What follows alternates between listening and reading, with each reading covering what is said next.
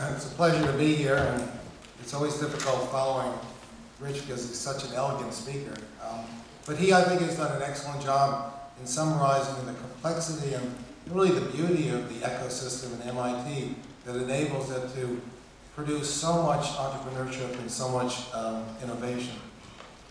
I'm going to focus on just one small part of that ecosystem and talk about it in fairly great depth, the Deshpande Center. And it's something that we're trying to implement here in Singapore through the SMART Innovation Center.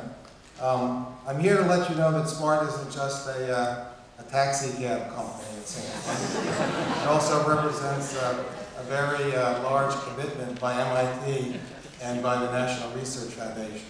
And I'll talk a little bit about that as well. The goal, I think, of everyone here is to see Singapore become a significant node in the global knowledge-based economy. The Singapore government announced recently it's investing $3.5 million, 3.5%, excuse me, of its GDP into R&D. In the US, it's about 7% of its GDP. And the hope is that that investment in R&D will result in products and economic development. But frankly, globally, we have a major problem with that, and that's called the innovation gap. And in this cartoon, I have in the cartoon, I have on one side the academic world, and the other side the marketplace. And you can see there's a substantial gap between the two. The academic world is really more concerned with addressing more academic theoretical issues and not short-term market needs. Investors are reluctant to take a risk. So you have a gap that many people call the valley of death. And of course, that's a very undesirable outcome if you're trying to build a knowledge-based economy, because research then fails to act as a driver for economic development.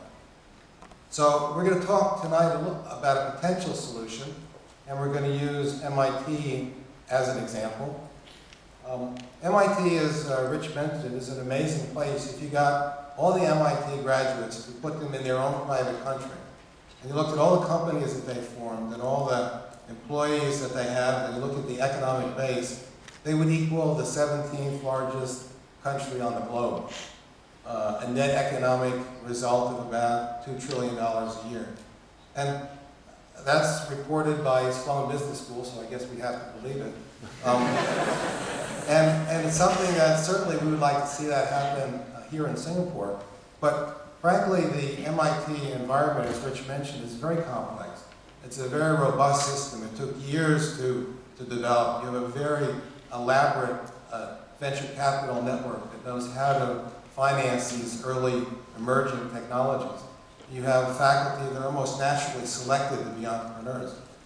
But I think there's one part of that ecosystem which we can duplicate here in Singapore, and that's the Deshpande Center. And that's what I'm going to be spending this evening talking about. Desh is a very successful entrepreneur himself. He was a co-founder of Sycamore Networks and Cascade Communications, which you're familiar with, are very successful companies. He donated $20 million 8 years ago to set up the Deshpande Center to try to figure out how does entrepreneurship work in the academic setting, and how can it be done better? So what did the Deshpande Center learn? Well, getting back to this cartoon, I guess, we have the academic center on one side, which is funded by grants. The product that it produces is really papers, and its purpose is to advance science, all of which are very good things. On the other side, we have the marketplace, which produces goods, services, jobs, economic development, tax base, and a huge gap between those two sides of the slide. And what Deshpande and the center realized is that that's not really a continuum. It's divided into 3 discrete segments. And each of those segments have different expertise, have different outcomes, and are necessary in order to bridge that gap. So the business conceptualization phase, which is what I'll be talking about tonight, we'll refer to as the T-1. T equals 0, the blast off is the formation of the company. And then the growth, T+1 is the growth phase of the company. Now, growth phase of the company is pretty well known. Almost every business school graduate should understand the elements of a growth company. They're venture capital funded or bank funded. They're fairly large and sophisticated. The CEO is more of an organizational type, and they know how to approach the market and capitalize on the market by introducing their product. The formation phase also is fairly well known and understood by seed venture funds, accelerators, lawyers, accountants, entrepreneurs. The purpose there is to form the company, form the management team, get the initial funding, build the prototypes, start penetrating the market, and ultimately grow into the growth phase. I went to joke.com, and it was a very interesting joke. It says, what are the 3 people you need in order to have a successful innovation company?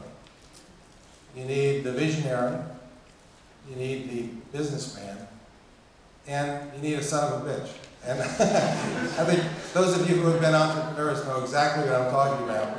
The entrepreneur is actually the scientist who maybe is acting as a chief science officer, maybe one of his postdocs is doing that for the company. The entrepreneur is, the businessman is usually a CEO who has cycled many times through this process and knows how to bring companies forward. And son of a bitch is actually a very endearing term in a sense.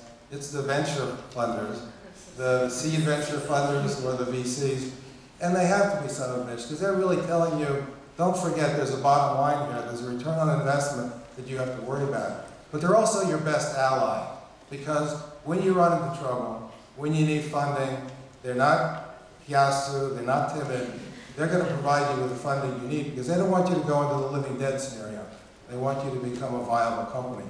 So those are the 3 elements that you need. So when you're in that formation phase, it's a very linear development. It's very aggressive. And what happens if you jump from the academic into that too rapidly, you end up going in the wrong direction. You end up going in a path and 2 years later realizing that it's wrong. And if you have a good team, they'll readjust and remarket the company and be successful.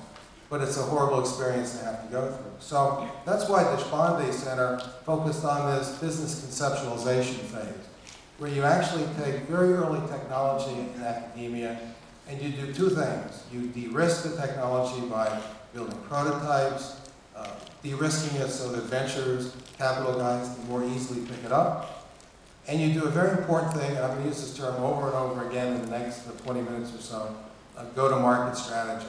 Because quite often the scientist doesn't understand the big C, who's the customer. And without that, you're going to veer off and not be able to make a successful company. So I'm going to focus on that T-1 phase for the next couple of minutes. And what did the Deshpande Center and Sloan Business School learn? Well, first they learned that academics solve problems that they define, not problems defined by the market. So they start off here and then they define an interesting problem over here and over here. But quite frequently, the real market needs are over here, and they simply don't know that. Now, where innovation, I think, occurs at boundaries. So if you can get a good technical team together and a good business team together and tell them to figure out what's the market for this product, you're going to be fairly successful in doing that. But you have to allow them to come together and allow them the time to explore. And that's what the Deshpande Center does with Catalyst and with I-Teams. So I'm going to talk a little bit later exactly what those 2 are. But the result of this T-1 phase is that you produce a well-defined business opportunity attractive to the venture community, which you can then pass off to the guys in T- or T=0 who are actually going to form the company. Academics also feel uncomfortable in this commercial world with the necessary SOBs. So it's better to do it in an academically friendly environment, using a grant, but still managing it as it is a business with milestone deliverables. And of course, in the academic world, you don't produce technology, you don't produce products, you produce technology. And so you have to take that technology and de-risk it in the direction of the market that you want to go into so that you have something that can legitimately be picked up by the venture community.